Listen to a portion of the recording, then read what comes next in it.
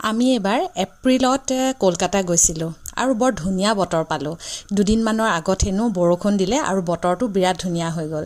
গতিকে আমি ধুনীয়া সময়ো পালোঁ আৰু বতৰো ভাল পালোঁ। সেইবাবে ফাৰ্ষ্ট আপোনালোকক দেখুৱাইছোঁ লাঞ্চটো। কস্তুৰী ৰেষ্টুৰেণ্টৰ বিষয়ে হয়তো শুনিছে, আৰু যদি নাই শুনা তেন্তে কৈ দিওঁ, এখন অথেণ্টিক বেংগলী কিউজিন ৰেষ্টুৰেণ্ট হয়। আৰু কস্তুৰীত যদিও বহুত আইটেম ছাৰ্ভ কৰে, কিন্তু অতিকৈ বেছি ভাল লাগে কচু পাতৰ যিটো চিংৰি ভাপা, মানে মিছা মাছৰ দি পেলাই যিটো কচুৰ মানে যিটো ৰেচিপি, আৰু তাৰ লগতে বিভিন্ন আইটেম খালোঁ যদিও লাষ্টত আপোনালোকক দেখুৱাইছোঁ ডেজাৰ্টটো, যিটো বিৰাটেই স্পেচিয়েল হয়, আৰু সেয়া হৈছে নলেন গুড়ৰ আইচক্ৰীম। যদিও ই আইচক্ৰীম, তথাপিতো খাওঁতে অলপমান ৰসগোল্লা টাইপৰ ফ্লেভাৰ এটা আহে, আৰু নলেন গুড় যিটো তাত অলপ চিৰাপটো দি দিয়া হয়, সেইকাৰণে আইচক্ৰীমৰ টেষ্টটো আৰু মানে বেলেগ এটা হৈ যায়। আৰু ইয়াত ধৰিব পাৰিছে একদম শেষলৈকে চুচি খালোঁ।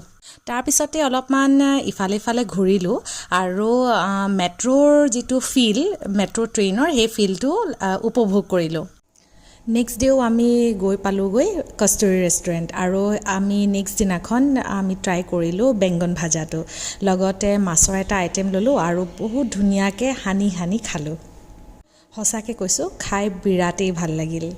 খাই উঠি ভাবিলোঁ অলপমান খোজকাঢ়িলে ভাল হ'ব, যিহেতু একদম ভালদৰে পেট পূজা হৈ গ'ল, আৰু অলপমান পাৰ্ক ষ্ট্ৰীটত ফুৰিলোঁ, আৰু লগতে এখন চুইটছৰ ষ্ট'ৰ বিচাৰি হাবাথুৰি খালোঁ।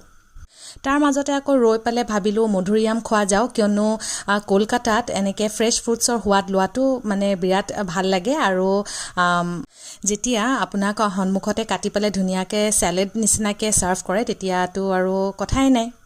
এই আছক আহি পালোঁহি বালাৰাম মালিক আৰু ৰাধাৰামন মালিকৰ চুইট ষ্ট'ৰ। আৰু মোৰ শ্বৰ্টছ যিসকলে চালে তেওঁলোকে গম পালে, এইখন এখন বহুত পুৰণা চুইট ষ্ট'ৰ। তেওঁলোক উইদিন কলকাতাৰ কেইবাখনো চুইট ষ্ট'ৰ্ছ আছে। ঘৰলৈ বুলি কিছুমান চুইটছ পেক কৰিলোঁ, আৰু ৰাতি খাবলৈ এইটো মেংগ' ফ্লেভাৰ্ড এটা চফুল অৰ্ডাৰ কৰি লৈ আনিছিলোঁ। যিহেতু আমি সোনকালে আকৌ অসমলৈ ঘূৰি আহিম, গতিকে অলপমান ৰাতিৰ যিটো লাইফ কলকাতাৰ সেয়া উপভোগ কৰিলোঁ, আৰু চাউথ চিটি মল ভিজিট কৰিলোঁ। মলত সাধাৰণতে কিছুমান বস্তু ল'বলৈ অলপ দিগদাৰ হয়, বিকজ বহুত এক্সপেঞ্চিভ হৈ যায়। তথাপিতো অলপ ষ্ট্ৰলিং কৰি ভাল লাগে, আৰু মানে সেই পৰিৱেশটো অলপমান সুকীয়া হৈ যায়। অলপ ইফাল সিফাল কৰি আমি ডাইৰেক্ট গুচি গ'লোঁ ফুড কৰ্টত, আৰু তাত আমি ৱাও ম'ম'জ ট্ৰাই কৰিলোঁ। বহুত দিনৰ মূৰত খালোঁ, আৰু wow momos was really wow. আমি মল গৈছিলোঁ সন্ধিয়া, আৰু সময়খিনি বৰ খৰধৰকৈ পাৰ হোৱা নিচিনা লাগিলে। তাৰমানে 2-3 ঘণ্টা এনেই গুচি গ'ল, পটককৈ গুচি গ'ল। আৰু তেনেকৈ আমাৰ 3 days কলকাতা ট্ৰিপটো শেষ হ'ল। আশা কৰোঁ ভিডিঅ'টো চাই ভাল পালে। আকৌ পুনৰ লগ হ'ম। বাই।